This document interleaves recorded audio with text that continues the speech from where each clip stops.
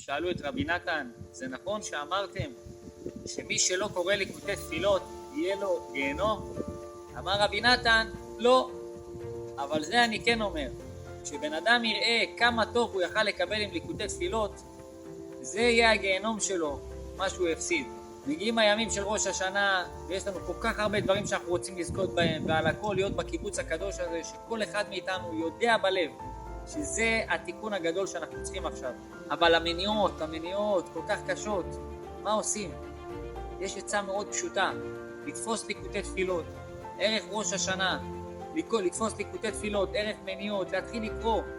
יש ברוך השם קונטרסים שיצאו עם התפילות המיוחדות לזה, יש עצות ותפילות, ערך מניעות, מההתחלה עד הסוף, פשוט לקרוא את זה, מילה מילה.